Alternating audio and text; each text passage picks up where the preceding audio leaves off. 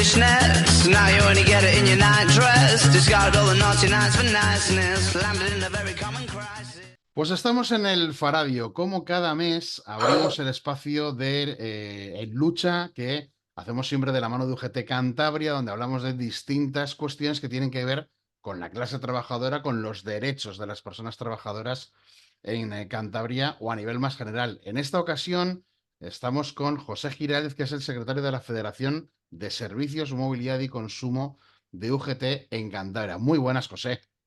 Muy buenas. Bueno, te llamamos porque es verdad que igual se nos ha olvidado a casi todos, porque llevamos muchos días pendientes de lo que está sucediendo en Valencia, pero justo antes de que llegase este episodio tan trágico, hubo una primera cita, una primera fecha de huelga en el transporte de autobús, tanto a nivel municipal como a nivel interurbano, y fue una cuestión a nivel estatal. De hecho, hay más fechas anunciadas y me gustaría que nos contaras, José, cómo va esa negociación, cómo han reaccionado las partes ante el primer día de huelga.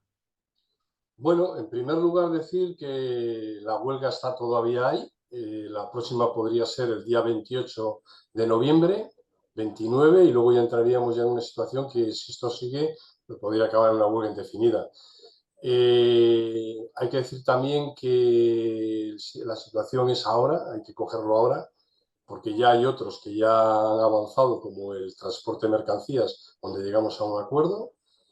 Llegamos a un acuerdo en el de ambulancias, y sobre lo que estás diciendo, posiblemente acerquemos ya posturas en el tema de las grúas móviles. ¿Por qué? Porque ya en este tema, bueno, después de la huelga, el día de huelga que ha habido, pues ya han tomado contactos y puede ser que en torno al día 6 podamos tener una reunión y acercar posturas. Donde más diferencia estamos teniendo es en el transporte de viajeros, donde además hemos hecho una extensión de la huelga, porque queda un poco jurídicamente, cuando se convoca una huelga a veces queda un poquitín entre comillas si todos están o todos no están, porque ya sabéis que en urbanos, por ejemplo, pues dependen de distintas administraciones. O sea, en Cantabria, por ejemplo, el SMTU depende del ayuntamiento, en otras comunidades autónomas dependen o no depende del ayuntamiento. Entonces hemos hecho una pequeña extensión y por ello hoy nos veíamos con los urbanos en Madrid, la patronal, y puede ser que consigamos hoy también tocar un poco el tema de viajeros, a ver si lo avanzamos como hemos hecho en grúas móviles. Si no, pues nos veremos el día 28 otra vez en la huelga. Bueno, el caso es que, claro, todo esto son negociaciones independientes, ¿no? El tema mercancías, el tema grúas, el tema pasajeros. ¿Por qué es en esta donde la negociación se está encallando más?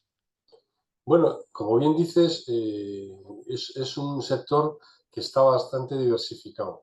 Entonces, ¿por qué se están cayendo más? Bueno, pues la patronal en sí está siendo más reacia a llegar a un acuerdo, porque realmente el acuerdo tampoco tiene gran implicación. El acuerdo va por dos vías. La primera, que en todos los convenios colectivos se desarrolle el tema de la jubilación parcial, que es la jubilación anticipada, que ya la ley lo establece, pero que evidentemente en muchos convenios, como cada uno tiene un convenio colectivo, en Cantabria el convenio colectivo, por ejemplo, de viajeros es para Cantabria solamente, el de mercancías también, pues en Madrid es para Madrid, en Cataluña para Cataluña. Entonces, ¿qué ocurre? Todos no tienen una cláusula tipo. Entonces, sí que hay convenios que establecen que la jubilación anticipada es obligatoria y además es obligatoria para el empresario aceptarla, y hay convenios donde es voluntaria por parte del empresario. Sí es cierto que esto se encareció un poco en su momento, porque se recordará que primero, cuando había jubilación anticipada y el trabajador iba contratado por un relevista, el 100% no se pagaba de la seguridad social por el empresario. Ahora mismo, el empresario tiene que pagar el 100% de la base de cotización, tanto a la seguridad social por el trabajador que contrata como el trabajador que pasa a la jubilación parcial. Esto no era así, antes era con el porcentaje de la jubilación a la que pasabas, ¿vale? Eso ha cambiado. ¿Y dónde es el segundo tema que estamos discutiendo? Este parece ser el más sencillo, entre comillas, y el más difícil es el tema de los coeficientes reductores. Los coeficientes reductores son muy importantes porque si llegamos a un acuerdo, lo podemos plantear entre el gobierno, que es el que tiene que tomar la decisión. El gobierno ya ha dicho que después que afronte el tema de la jubilación, no, perdón, el tema de la reducción de jornada, una vez que lo afronte, que parece que ya lo tienen muy claro y van a ver cómo le dan redacción a las 77 horas y media, o si lo hacen por escalas, después afrontarían el tema de los coeficientes reductores. De hecho, a primeros de año tienen la idea de cambiar un poco el tema de la jubilación, con lo cual ya es el momento en el cual o nos ponemos las pilas y planteamos que estos colectivos tienen que tener coeficientes reductores para poderse jubilar antes, o después el tren habrá pasado y no lo podemos haber cogido. Yo decía el otro día, no el tren, el autobús. Entonces, está claro que tenemos que tener un acuerdo. Y si los empresarios y la parte social tenemos acuerdo, se lo podemos presentar al gobierno. ¿Vale? Entonces, bueno, es una cuestión de momento encallada. Solamente hemos tenido un día de huelga. Da la sensación de que, bueno, sí que hay una voluntad de acuerdo en cuanto a que se plantean jornadas de huelga, pero espaciadas en el tiempo. No es una cuestión de yo de repente te planteo una semana entera de huelga, quieras o no, sino que primero es un día, después espera un mes para tener otros 2 días y luego ya se juega con el puente de diciembre y la llegada de las Navidades, que es donde empezaría la huelga indefinida si de aquí a mes y medio no se llega a un acuerdo, ¿no? Sí, hemos espaciado las movilizaciones porque creemos que hay posibilidades de llegar a un acuerdo. O sea, somos optimistas. Tampoco nos separa tanto. Lo único que nos separa, ya digo, principalmente son matices y tenemos que intentar llegar al acuerdo antes de que llegue la Navidad. Entonces lo hemos hecho con tiempo suficiente. Esto ya lo habíamos planteado hace tiempo. Lo que pasa es que hasta este momento hemos visto que ya esto no avanza más y como no avanza más había que tomar medidas. Hemos hecho un primer día de huelga que ha salido bastante bien, Han funcionado en Cantabria los servicios mínimos. Es verdad también que los servicios mínimos hay que ser realistas. Los servicios mínimos que se ponen para unas situaciones son abusivos. Ahora mismo, si tendremos la huelga próxima, que va a ser en el mes de noviembre, nos vamos a poder encontrar que si hay transporte escolar, el gobierno plantea un 100% el transporte escolar. Y va a cambiar un poquitín la imagen que se va a ver en la huelga. Esta vez se ha visto una buena imagen. ¿Por qué? Porque nos ha caído en Halloween, estaban todos los transportes escolares paralizados, el ayuntamiento había fijado unos servicios mínimos de un 40%, con lo cual se ha notado bastante, y el gobierno, además con el ayuntamiento había acuerdo, ¿vale? Y con el gobierno, que no había acuerdo, han fijado los mínimos que también se han cumplido a rajatabla, con lo cual la verdad es que en sí se ha notado bastante la huelga. Bueno, aquí de lo que se está hablando, sobre todo es de la plantilla que tiene más edad, para que o bien se jubile antes de la edad, que digamos que es la común, que está llegando a los 67 años en España, pero hay sectores donde se puede plantear que el tiempo de trabajo concluya antes en edad o por lo menos que se haga menos horas de trabajo en los últimos años de actividad. Aquí se está hablando de un concepto tan importante como la seguridad vial. Es decir, no se puede pretender que una persona de 62 o 64 o 66 años pueda tener la misma capacidad o los mismos reflejos conduciendo, más cuando hablamos de un autobús, que una persona que tiene 30 o 40, ¿no? Es una situación complicada y además es un riesgo. Es un riesgo no solamente para el propio conductor, porque el conductor, como bien dices, con 64 años ya no tiene los mismos reflejos, la vista no le funciona igual, etcétera, etcétera, pero además es que lleva un vehículo en el cual hay pasajeros, en el cual hay ciudadanos que están transitando por las calles cuando lleva el vehículo, con lo cual es un riesgo también para la ciudadanía. Entonces, estamos hablando del transporte de viajeros, ya no te digo nada del transporte de mercancías, el riesgo que ha habido, que ya ha habido a veces accidentes complicados con camiones que llevan depósitos de gasolina o llevan, es un peligro al final. Entonces, por mucho que se diga, bueno, es que tienen una jornada reducida a 7 horas y X minutos, no, es que al final hacen jornadas a veces maratonianas. O sea, y lo vemos en los que son transportistas, pero también lo vemos en el transporte de viajeros, los choferes que tienen que hacer viajes que son interurbanos o viajes internacionales, que al final salen de casa hoy y no vuelven hasta dentro de 5 o 6 días. Entonces, ¿qué ocurre? Es cierto, una de las cuestiones que plantean los empresarios, que es real.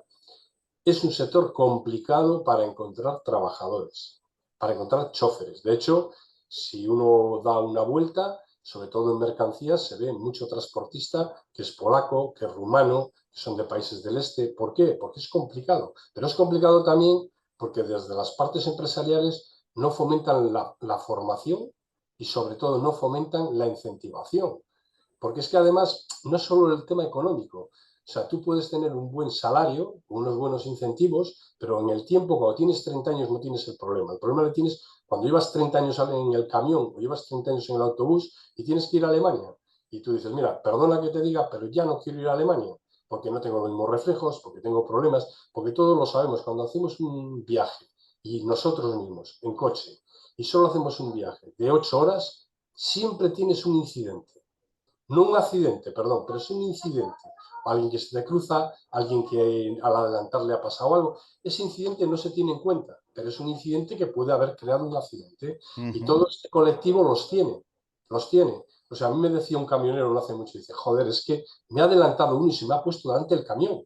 O sea, un adelantamiento brutal. Dice que yo no puedo frenar, que llevo una carga, que hago una tijera, que yo en un momento determinado no puedo frenar el camión, que me lo tengo que llevar por delante. O sea, si no puedo, me lo llevo por delante y lo siento mucho. Entonces, todo esto hay que valorarlo. Ya no son los riesgos que tienen físicos, los riesgos psicológicos, sino también que hay ciudadanos que van por la calzada y que pueden tener un riesgo a raíz de que un compañero pues, no está en condiciones de llevar un camión y que a veces le lleva con fiebre, le lleva de mala manera y es un trayecto largo y tiene sus riesgos. Me gustaría preguntarte, José, por la diferenciación entre un conductor de pasajeros que tenga que hacer una ruta Santander-Madrid o Santander-Coruña y alguien, un conductor, por ejemplo, del Torrebús o del TUS en Santander. ¿Las condiciones son las mismas también? ¿Los descansos que ellos tienen que cumplir obligatoriamente son iguales? Vamos a ver, no, cada uno tiene unos convenios colectivos. Bueno, vamos a ver, hay unas condiciones generales que son para todos, ¿vale? No puede conducir más de X horas, tienen que hacer las paradas obligatorias, si van al extranjero tienen que tener una persona en el extranjero que en todo momento puede estar conectable por cualquier medio, etcétera. O sea, tienen algunas condiciones distintas, pero sí es cierto que luego el convenio colectivo de cada uno estipula unas mejoras, ¿vale? Pero nosotros lo que decimos es que además de esto, que al final son condiciones distintas, además de esto, lo que no se valora es que alguno puede decir, bueno, pero hay una gran diferencia en el que hace un circuito al extranjero y el que lo hace en ámbito regional como puede ser un transporte urbano. Mira, hay una situación que está clara. En el transporte urbano, el trabajador ya no es el riesgo físico que tiene las horas que tiene de trabajo, sino también el psicológico. O sea, tiene que tener una concentración máxima. Concentración de cuando suben los pasajeros, cuando bajan los pasajeros, a la carretera, etcétera, etcétera. ¿Cuántas veces hemos visto en un autobús urbano tener una bronca porque resulta que cerró la puerta antes o la abrió después, o resulta que una chica que llevaba o un compañero que llevaba un coche de capota con un niño casi se le pilla? O sea, tiene que tener una concentración máxima. Y luego volvemos a lo mismo. Y hay días que uno está peor, uno está mejor, y hay días que uno está peor. O sea, y casi siempre el ciudadano y el cliente, casi siempre la culpa es del conductor. Lo que pasa en el autobús, la culpa es del conductor. Es que usted, no, perdona, es que yo tengo que tener una concentración y tengo que tener una serie de condiciones y además mi empresa me está pidiendo unas condiciones que tengo que además que cumplir. Y el interurbano, lo que decíamos antes, el que se va, sale fuera y va al extranjero, pues sí, tiene más monotonía quizás en la carretera. ¿Por qué? Porque a veces pillas una autovía y kilómetros, kilómetros, kilómetros, pero nos pasa a nosotros también. Nosotros cuando vamos en el coche y no estamos bien, se te van los ojos a veces, te duermes, no estás en condiciones. O sea, ese compañero está en un camión que en un momento determinado puede tener un riesgo para él y para los que tal. Entonces, lo que estamos diciendo nosotros, estos compañeros se tienen que jubilar antes. Se tienen que jubilar antes. Tiene que haber unos coeficientes reductores para que se jubilen antes y que entren compañeros con edades más pequeñas en la edad, 30, 35, 27, 28, porque hay trabajadores que quieren trabajar en el sector. Ahora, también hay que prepararles, porque no es tan fácil, no es lo mismo llevar un autobús, ¿vale? Que no es lo mismo durante 7 horas, 8 horas o más horas si tienes que ir al extranjero, que llevar un autobús para hacer unas prácticas, ¿vale? Y me gustaría preguntarte también, José, si vosotros hacéis alguna diferenciación entre lo que es un conductor o conductora de autobús y de tren, si creéis que esa condición, ese coeficiente reductor, ese jubilarse antes, también tendría que cumplirse para los maquinistas de tren.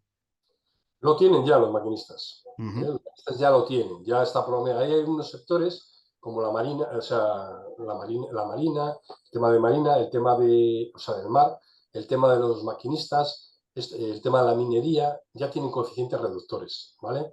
Y por ujú. eso decimos, si los maquinistas ya lo tienen, si en el transporte aéreo ya lo tienen, ¿por qué no? O en la marina ya lo tienen, ¿por qué no lo van a tener los conductores de camión? Que encima, entre comillas, no tiene, si quieres, tiene hasta unas condiciones un poco hasta peores, hasta peores. Ujú. Y para terminar, José, bueno, ya antes he citado lo de la edad de jubilación en los 67. Cada año se está alargando en 2 meses la edad de Exacto. jubilación, y si no recuerdo mal es en 2027, cuando ya serán 67 años como edad oficial. Desde sindicatos, también desde otros colectivos se ha planteado que esto tendría que echarse para atrás y que la edad de jubilación no fuera tan tardía. Parece que es una batalla muy difícil de ganar, pero seguro que tenéis muchos más ejemplos en UGT de profesiones que no deberían de llegar tan lejos como los 67 para la jubilación. Sí, aparte de lo que estabas comentando, sí que es cierto que la jubilación se va alargando.